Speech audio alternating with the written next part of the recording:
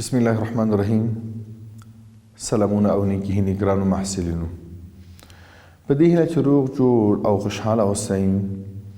زموږ د پیسو اقتصاد نن څلوېښتم درس مو ده. البته دا څلوېښتم درس مو د شپږم فصل د جریان ده.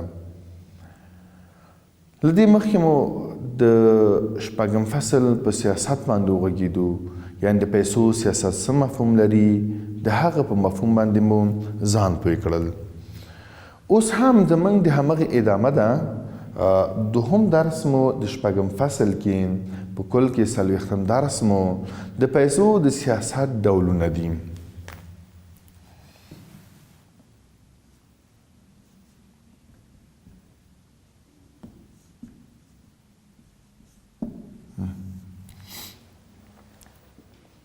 د پیسو سیاست ډولونه. د پیسو سیاست دا په خپل ذات کې په دوه برخو ویشل شوی. یو ته ویل کېږي انبساطي، دوهم ته ویل کېږي انقباضي. دوه سیاست موږ لرو. زموږ د بحث موضوع د پیسو په سیاست په ډولونو باندې ده، چې له هغې له جملې څخه اول انبساطي سیاست لولو. د پیسو انبساطي سیاست څه مفهوم لري؟ وایي هغه سیاست چې په اقتصاد کې د پیسو د حجم ډیروالي لامل شي. د پیسو انبساطي سیاست په نوم یادیږي او معمولا اقتصادي رکود په حالت کې ترې استفاده کیږي. څه معنا؟ وایي هغه سیاست چې په اقتصاد کې د پیسو د حجم د ډیروالي لامل ګرځي.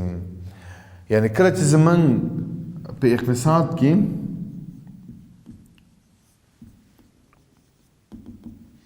د پیسې حجم د ډیروالي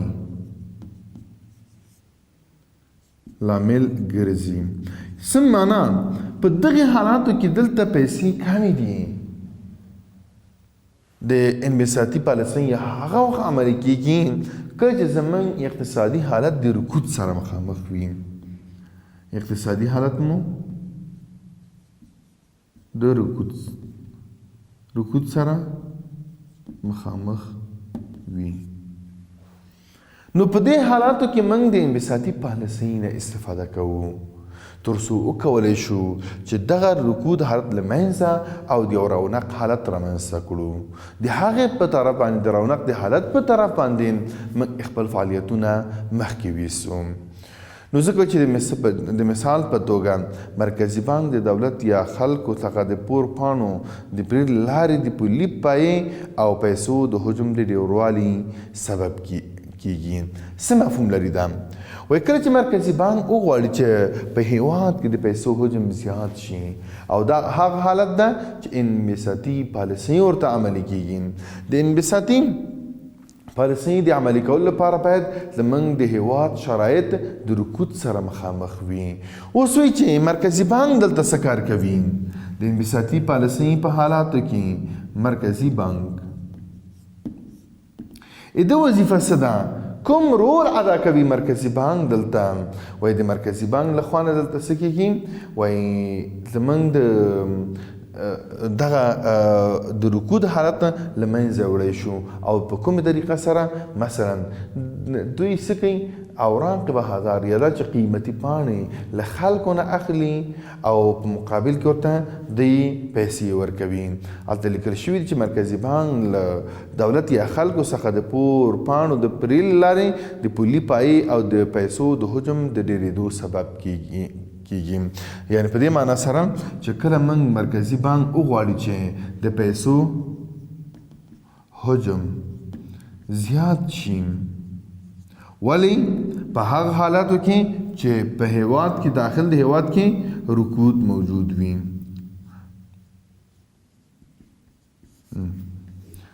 نو د رکود د له منځه وړلو لپاره مرکزي بانک بیا څه کوي؟ وایي دلته د پیسو حجم، وایي داسې یو کار کوي، داسې یو عملیه اجرا کوي چې د پیسو حجم زیات شي. مثلا د پور پاڼې اخیستل له طریقې نه. وایي چې د پیسو د حجم د ډېرښت کله چې پیسې حجم ډیر شي د ګټې د نرخ د کمیدو او ټولیز تقاضا د ډیرېدو لامل کیږي. څه مفهوم لري دلته؟ وایي کله چې په هیواد کې وایي د پیسو حجم ډیر شي، د پیسو حجم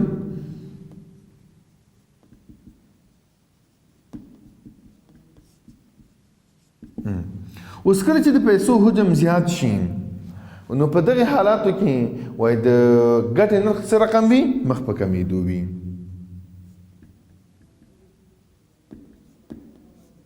د ګټې نرخ وایي دلته کمیږي او ټولیز تقاضا د ډیروالي لامل کیږي. له بل طرفه بیا څه کیږي؟ تقاضا د ډیروالي لامل کیږي، بیا زموږ تقاضا دلته لوړیږي.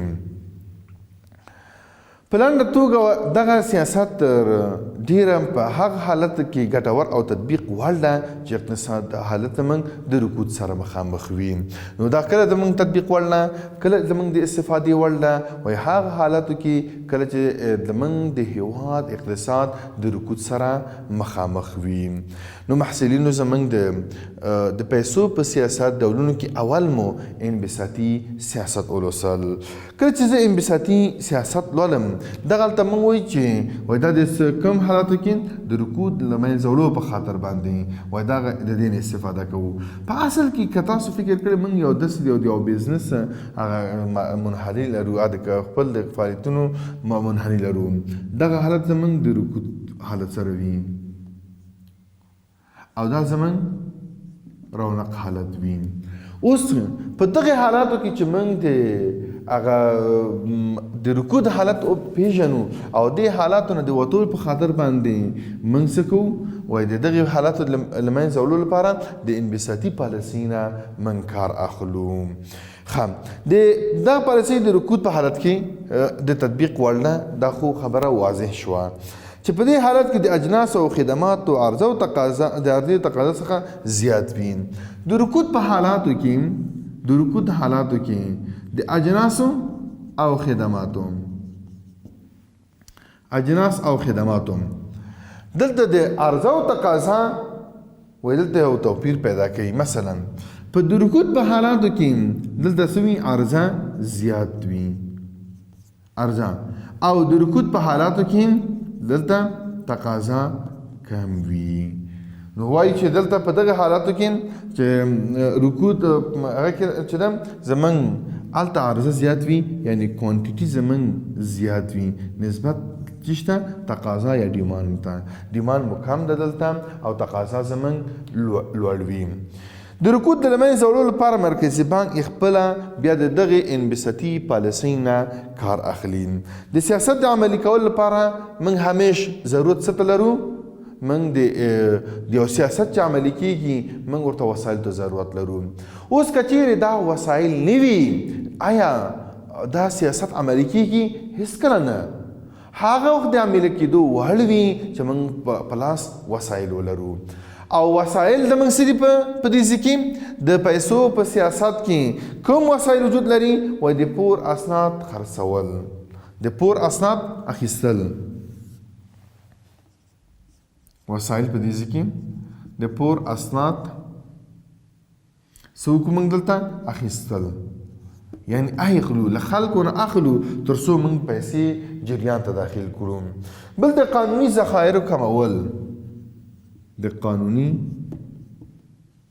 ذخایرو کمول.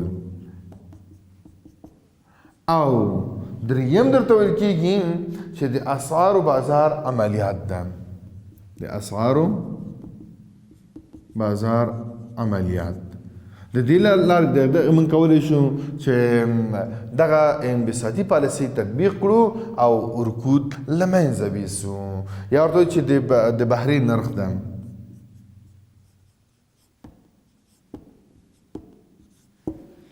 د بهرې نرخ. د دغې لارې نه موږ کولی شو چې څه وکړو؟ وایي موږ انبساطي پالیسۍ عملي کړو چې ټولو لارې مرکزي بانک پیسې جریان ته داخلوي. د دې ټولو څخه هدف مو دا ده چې څنګه وکولی شي چې مرکزي بانک د دغې رکود له منځه وړلو لپاره یو فعالیت وکړي تر څو د دغې لارو نه د دغې وسایلو په استفادې سره څه وکړي؟ پیسې جریان ته داخل کړي.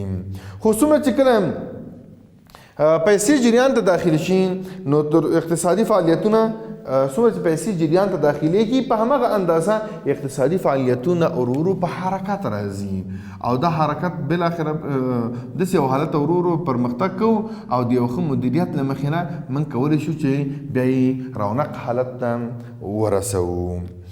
نو زمونږ محصلینو زمونږ د نن ورځې درس د پیسو سیاست په ډولونو باندې مو بحث درلودل. د پیسو د سیاست په ډولونه چې وملوسل په دوه ډوله مو تقسیم بندي کړل. اول مو انبساطي دوهم انقباضي سیاست مو لوسل. انبساطي چې دا دوه ډوله دي. انبساطي پالیسۍ کوم پالیسۍ دي؟ وایي چې د اقتصاد کې د پیسو حجم د ډېروالي لامل ګرځي. یعنې کله چې موږ انبساطي پالیسۍ عملي کړو په هېواد کې، یعنی کله چې دا پالیسي زه عملي کوم په هېواد کې دا د څه لامل ګرځي؟ د حجم د ډېر پیسو د حجم د ډېروالي لامل ګرځي. ولې مخکې نه وو؟ وایي ځکه اقتصاد حالت زموږ د رکود سره مخامخ وو.